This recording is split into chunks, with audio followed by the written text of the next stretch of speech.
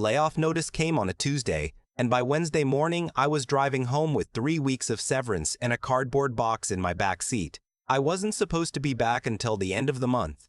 The project in Shreveport had been running since February, a commercial HVAC retrofit on a 12-story building downtown. I was the site supervisor, which meant I lived in a company-paid extended stay motel 6 days a week and came home Sunday nights smelling like ductwork and fast food. My son knew the routine. My wife knew the routine. The dog barely barked when I came in anymore. But the general contractor pulled the plug on the whole job. Something about the building owner defaulting on a construction loan. One phone call at 7 in the morning, and 42 people were out of work by noon. I should have called ahead. I know that now. I stopped at a gas station outside of Nacogdoches, filled the tank, bought a bottle of water and a bag of chips I didn't eat. I sat in the parking lot for a few minutes just staring at the highway. I wasn't ready to walk into my own house and announce that I had no job. I wasn't ready to see my wife's face do that thing it did when bad news arrived, that half-second flicker before she put on the composed expression. I wasn't ready for any of it, so I drove.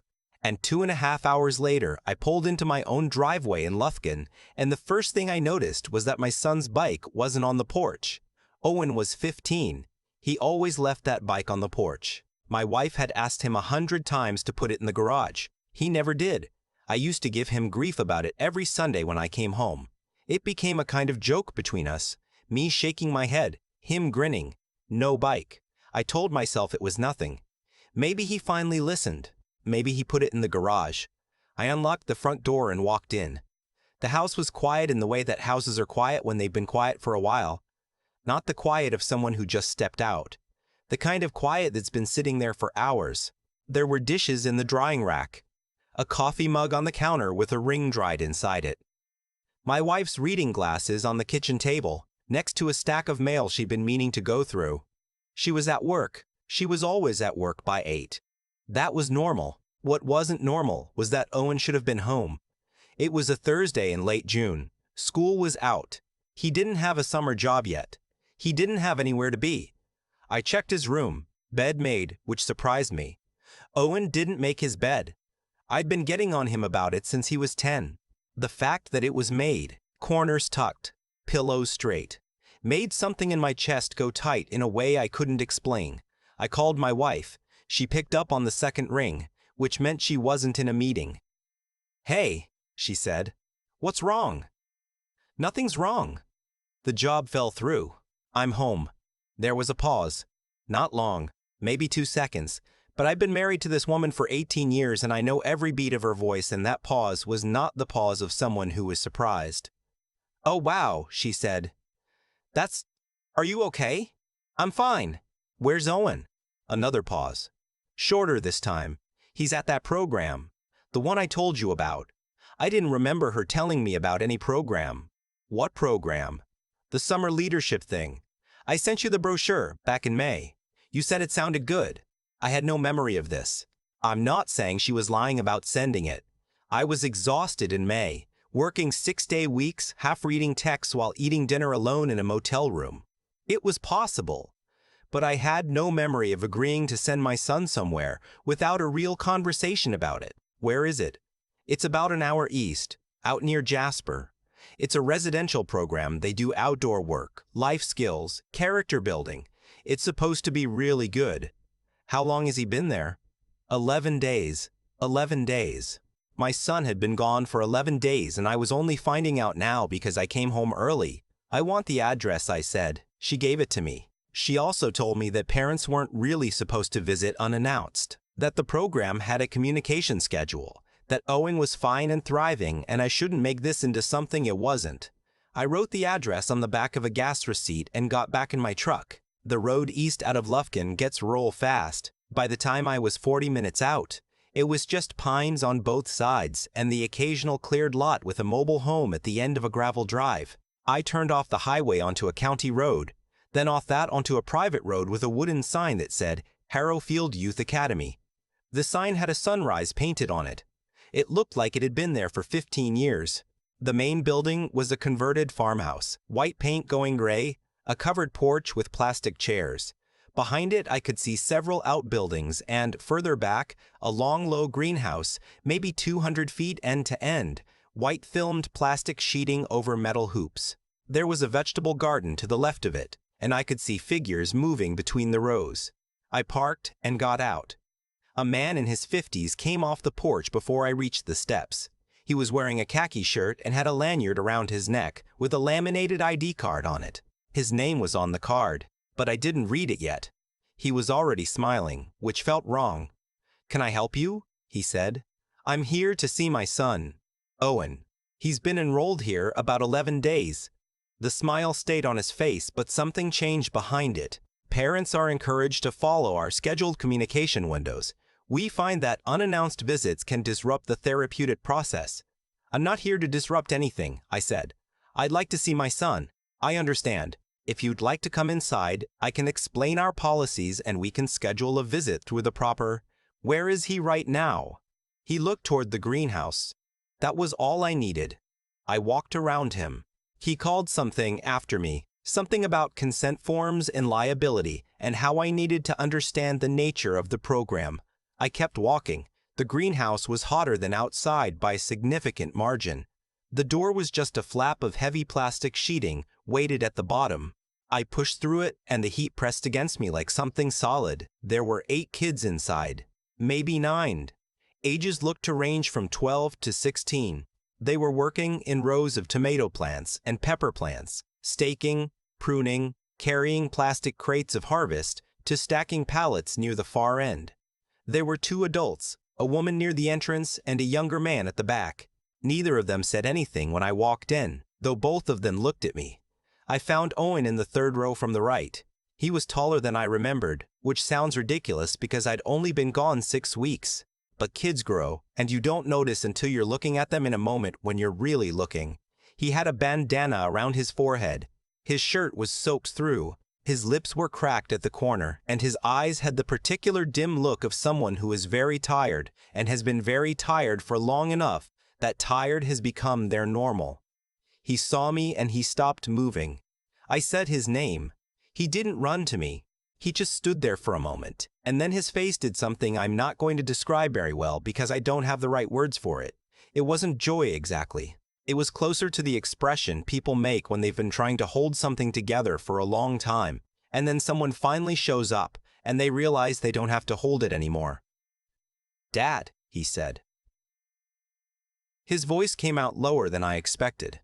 I crossed the row and got to him. I put my hand on his shoulder and felt how thin his shoulder was. Not starved, not dangerously thin, but reduced.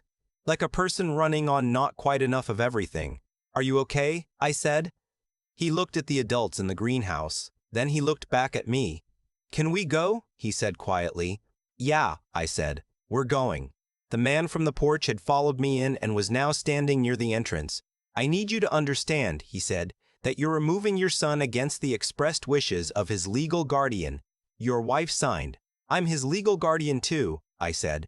"She has primary decision-making authority as outlined in the Malbury. We're not divorced," I said. "We've never been divorced. There is no court order giving her primary anything. She does not have legal authority to override mine."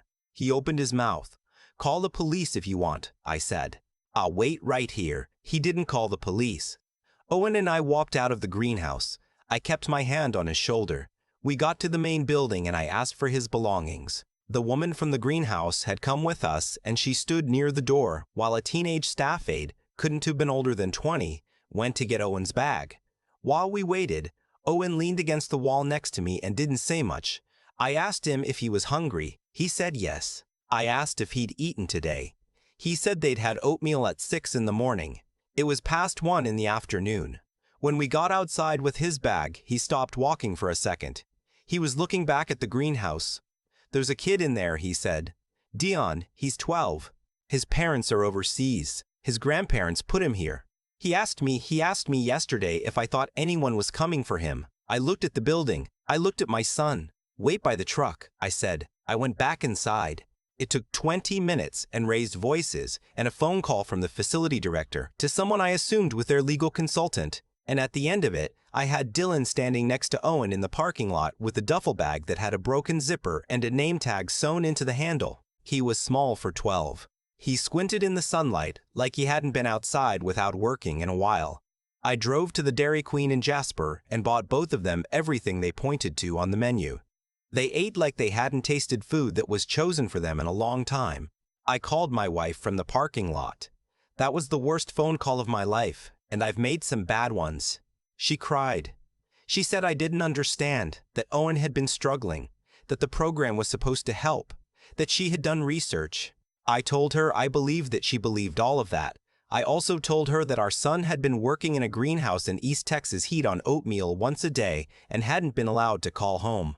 I told her that a 12-year-old boy whose family was overseas was sitting in a Dairy Queen booth because nobody was coming for him, and I wasn't going to leave him there. She didn't say anything for a while. Then she said, "What do we do now? I'm going to take Dylan to my sister's house tonight. You're going to call his grandparents tonight. And tomorrow, we're going to have a conversation about how this happened. Here's what I didn't know yet, sitting in that Dairy Queen parking lot. I didn't know that Harrowfield Youth Academy had been under investigation by the Texas Department of Family and Protective Services for 9 months. I didn't know that 3 former staff members had filed complaints about physical discipline and food restriction as a behavioral tool. I didn't know that the facility's operating license had been issued under a category that required almost no state oversight because it was technically classified as a private educational cooperative, not a residential treatment facility. I didn't know that the director, the man in the khaki shirt, had previously operated a similar program in Oklahoma that had been shut down following a lawsuit. I found all of this out over the next 6 weeks. Some of it I found on my own. Some of it, a reporter from the Beaumont Enterprise found and published in a piece that ran on a Sunday. Some of it came out in the civil lawsuit that 3 families, including mine, eventually filed. The facility closed 8 weeks after I took Owen out of it. The director relocated. I don't know to where. The investigation is ongoing as far as I know, though I've stopped expecting much to come of it quickly. These places are better at surviving scrutiny than they should be. My wife and I went to counseling. We are still going. What she did came from a place of real fear about Owen. He had been in a dark place that winter, skipping school, lying about where he was, coming home at hours that scared us both. She thought she had found something that could reach him when nothing else was. I understand that. I don't forgive the decisions, but I understand the fear that drove them. Owen saw a therapist, a real one, in an office on a schedule that wasn't enforced by food restriction. He started talking about the winter, about what had been going on. The therapist adjusted some things. School started again in September, and he went.